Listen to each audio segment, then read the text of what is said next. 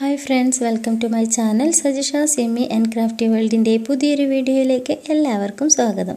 അപ്പോൾ ഇന്നത്തെ നമ്മുടെ വീഡിയോ എന്ന് പറയുന്നത് വളരെ ടേസ്റ്റി ആയിട്ടുള്ള ഒരു ചിക്കൻ മന്തിയാണ്. അപ്പോൾ ഈ ഒരു മന്തി വളരെ ഈസി ആയിട്ട് എങ്ങനെയാണ് വീട്ടിൽ തയ്യാറാക്കുന്നതെന്ന് നോക്കാം. അപ്പോൾ നമുക്ക് കുഴിമന്തിയിലേക്ക് വേണ്ട ഇൻഗ്രീഡിയൻസ് എന്തൊക്കെയാണെന്ന് നോക്കാം. ഞാനിവിടെ ഇതിനായിട്ട് ഒരു 1.5 കിലോ ചിക്കനാണ് എടുത്തിരിക്കുന്നത്. ചിക്കൻ ഞാൻ നന്നായിട്ട് വാഷ് ചെയ്തിട്ട് ഇതുപോലെ അത്യാവശ്യം വലിപ്പമുള്ള വലിയ പീസായിട്ടാണ് കട്ട് ചെയ്തിരിക്കുന്നത്. അപ്പോൾ നമ്മൾ മന്തിയൊക്കെ തയ്യാറാക്കുമ്പോൾ എപ്പോഴും ഇതുപോലുള്ള അത്യാവശ്യം വലിപ്പമുള്ള പീസ് തന്നെ എടുക്കാൻ ശ്രമിക്കുക.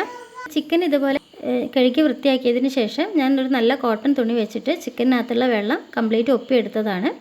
അപ്പോൾ നിങ്ങൾ ഇതുപോലെ കോട്ടൺ തുണി വെച്ചിട്ട് നന്നായിട്ട് ഒപ്പിയെടുക്കുക. കാരണം ഈ ഒരു രീതിയിൽ നമ്മൾ മന്തി തയ്യാറാക്കുമ്പോൾ ചിക്കനിൽ ഒട്ടും തന്നെ വെള്ളം ഉണ്ടാവാൻ പാടില്ല. പിന്നെ ഞാൻ എടുത്തിരിക്കുന്നത് സ്പൈസസ് ആണ്. 1 ടേബിൾ സ്പൂൺ അളവിൽ നല്ല ജീരകം, അതായത് ചെറിയ ജീരകം എടുത്തിട്ടുണ്ട്. പിന്നെ 1 ടേബിൾ സ്പൂൺ അളവിൽ ഏലക്കായ, പിന്നെ കുറച്ച് കറുവപ്പട്ട, പിന്നെ 1 ടേബിൾ സ്പൂൺ അളവിൽ ഗ്രാമ്പൂ, പിന്നെ എടുത്തിരിക്കുന്നത് ഉണക്ക നാരങ്ങയാണ്. ഇത് നിങ്ങൾക്ക് അങ്ങാടിക്കടകളിൽ നിന്നൊക്കെ ലഭിക്കും. പിന്നെ ഞാൻ എടുത്തിരിക്കുന്നത് 1 ടേബിൾ സ്പൂൺ അളവിൽ കുരുമുളകാണ്. അത് ഞാൻ ഇതുപോലെ പൊടിയെല്ലാം ഉപയോഗിച്ചിരിക്കുന്നത് കുരുമുളക് തന്നെയാണ്. പിന്നെ ഞാൻ എടുത്തിരിക്കുന്നത് ഓയിലാണ്. ഇപ്പോൾ നമ്മുടെ മന്തി എന്ന് പറയുമ്പോൾ അത്യാവശ്യം ഒരു ഓയിലിയാണ്. അപ്പോൾ അതുകൊണ്ട് തന്നെ ഞാനൊരു 250 ml ഓയിൽ എടുത്തിട്ടുണ്ട്. സൺഫ്ലവർ ഓയിലാണ് എടുത്തിരിക്കുന്നത്. അപ്പോൾ നിങ്ങളുടെ കയ്യിൽ ഒലീവ് ഓയിൽ ഉണ്ടെങ്കിൽ ഒലീവ് ഓയിൽ ഉപയോഗിച്ചാലും മതി.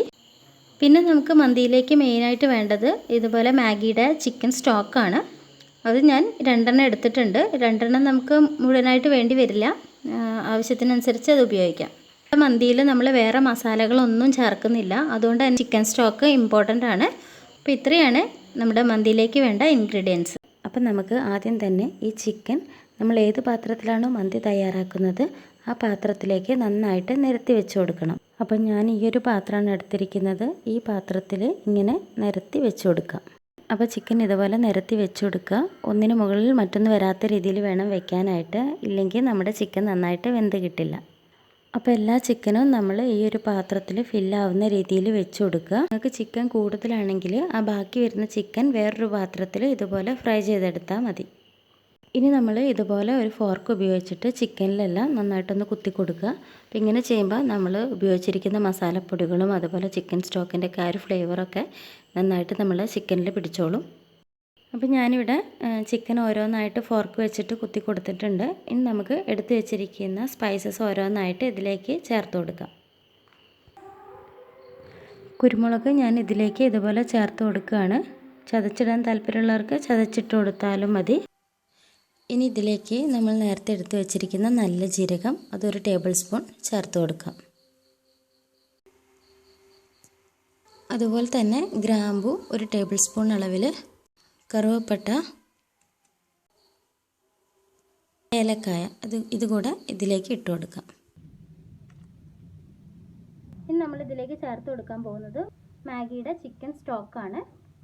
ഇത് ഇതുപോലുള്ള ഒരു ക്യൂബിനകത്ത് 2 ഉണ്ടായിരിക്കും കേട്ടോ. ഇതുപോലുള്ള 2 നമുക്ക് ആദ്യം ഇട്ട് കൊടുക്കാം. എന്നിട്ട് ആവശ്യമുണ്ടെങ്കിൽ മാത്രം ബാക്കിയുള്ളതും കൂടെ ആഡ് ചെയ്ത് കൊടുക്കാം. ഇനി നമ്മളൊന്ന് കൈ കൊണ്ട് നന്നായിട്ടൊന്ന് ഉടച്ചിട്ട് വേണം കേട്ടോ ചേർത്ത് കൊടുക്കാനായിട്ട്. എങ്കിൽ മാത്രമേ ചിക്കൻ്റെ എല്ലാ വശങ്ങളിലും നന്നായിട്ടൊന്ന് പിടിക്കത്തുള്ളൂ.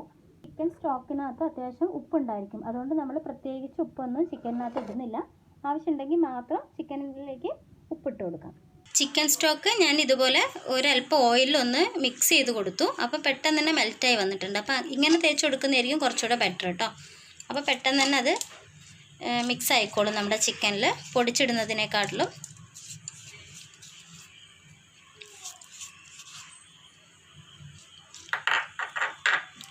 ഇനി ഇതിലേക്ക് നമ്മൾ നേരത്തെ എടുത്ത് വെച്ചിരിക്കുന്ന സൺഫ്ലവർ ഓയിൽ അത് ഞാൻ ഒഴിച്ചു കൊടുക്കുന്നുണ്ട്.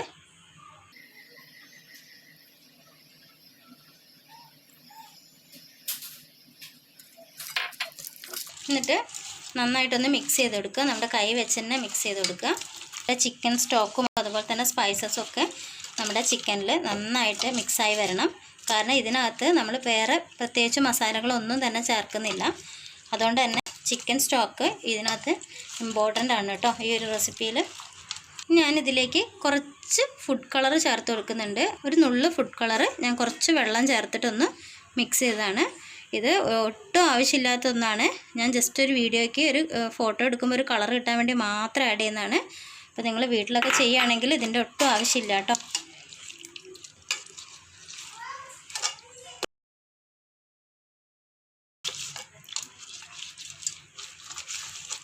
ഈ ചിക്കൻ സ്റ്റോക്കൊക്കെ നന്നായിട്ട് മിക്സ് ചെയ്ത് കൊടുക്കുക ചിക്കനിലേക്ക്. അപ്പം ഞാൻ ടേസ്റ്റ് ചെയ്ത് നോക്കിയപ്പം ഒരു ചിക്കൻ സ്റ്റോക്കിൻ്റെയും കൂടെ ആവശ്യം തോന്നി. അപ്പം ഞാൻ ആ ഒരു രണ്ടാമത്തെ ക്യൂബില്ലേ അതിൽ നിന്ന് ഒരു ക്യൂബ് അതും കൂടെ ഞാൻ എടുത്തിട്ടുണ്ട് കേട്ടോ. ഓയിലൊന്ന് മിക്സ് ചെയ്തിട്ട് ചിക്കനിലേക്ക് തേച്ച് കൊടുക്കുകയാണ്.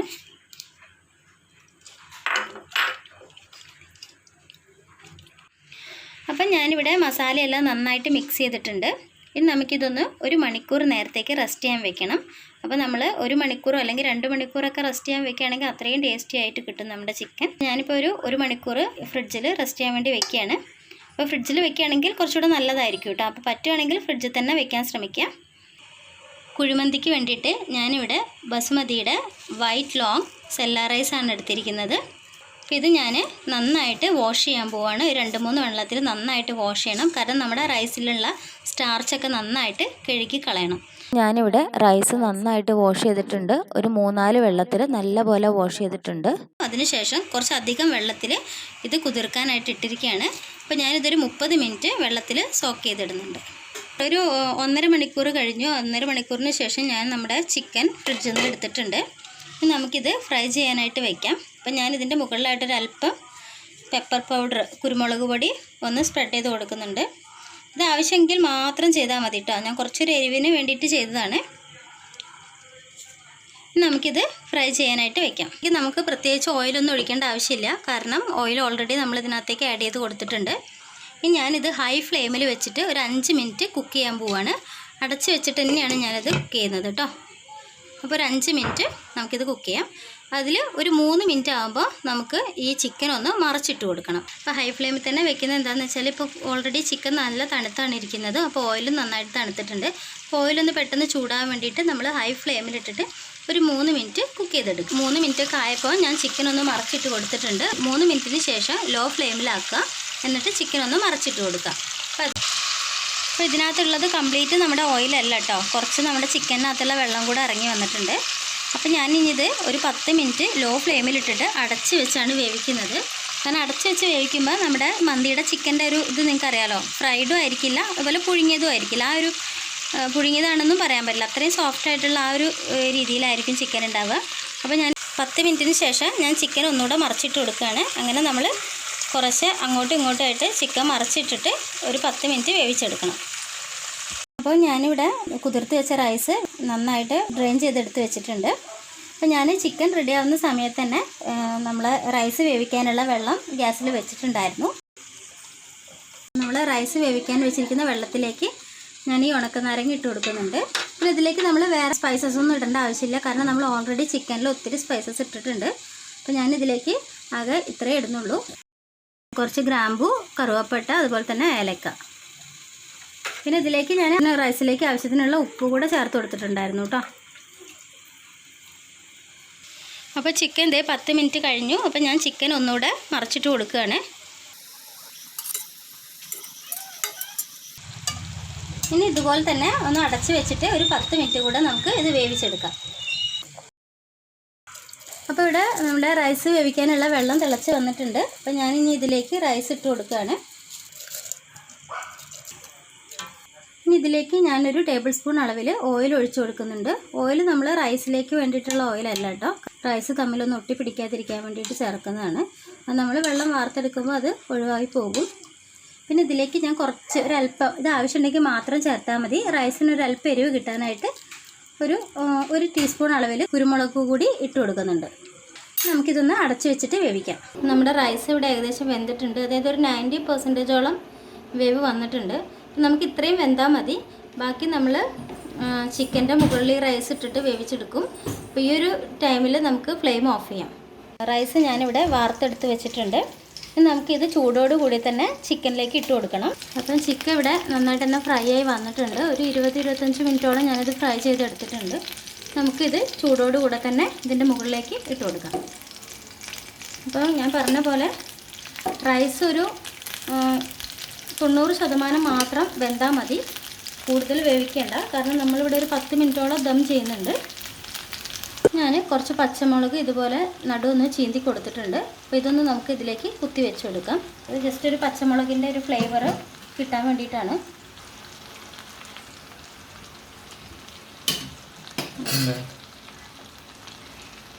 നമുക്കറിയാം മന്തിയുടെ ഒരു പ്രത്യേകത എന്ന് പറയുന്നത് ആ ഒരു സ്മോക്ക് സ്മെല്ലോട് കൂടിയിട്ടുള്ള ഒരു റൈസാണ്. ഞാനിവിടെ ഒരു ചാർക്കോൾ കത്തിച്ച് വെച്ചിട്ടുണ്ട്. അത് കനലായതിന് ശേഷം ഉടനെ തന്നെ അതിലേക്ക് ഒരല്പം ഓയിൽ ഒഴിച്ച് കൊടുത്തിട്ട് പെട്ടെന്ന് തന്നെ കവർ ചെയ്ത് കൊടുക്കുക. ഇനി നമുക്ക് ഒരു ലോ ഫ്ലെയിമിലിട്ടിട്ട് ഒരു 10 മിനിറ്റ് ഇതിങ്ങനെ തന്നെ വേവിച്ചെടുക്കാം. 10 മിനിറ്റിന് ശേഷം ഞാൻ ഫ്ലെയിം ഓഫ് ചെയ്തു. നമുക്കിനി ഇത് എടുത്ത് കളയാം. നമുക്കിത് സെർവ് ചെയ്യാം. അപ്പോൾ ആദ്യം ഞാൻ റൈസ് വേറൊരു പാത്രത്തിലേക്ക് മാറ്റുകയാണ്. അതിന് ശേഷം നമുക്കിത് സെർവ് ചെയ്യാം. അപ്പോൾ ഞാൻ ഇതിൽ നിന്ന് ചിക്കൻ വേറൊരു പാത്രത്തിലേക്ക് മാറ്റി. അതിനുശേഷം നമ്മൾ ഇതിലേക്ക് ഇട്ടിരിക്കുന്ന ചിക്കൻ്റെ മുകളിലായിട്ട് ഇട്ടിരിക്കുന്ന റൈസ്, ചിക്കൻ വേവിച്ച ആ ഒരു ഗ്രേവി ഇല്ലേ, അതിലേക്ക് റൈസ് ഇട്ട് നന്നായിട്ടൊന്ന് മിക്സ് ചെയ്തു. അതിനുശേഷം നമുക്കിത് സെർവ് ചെയ്യാം.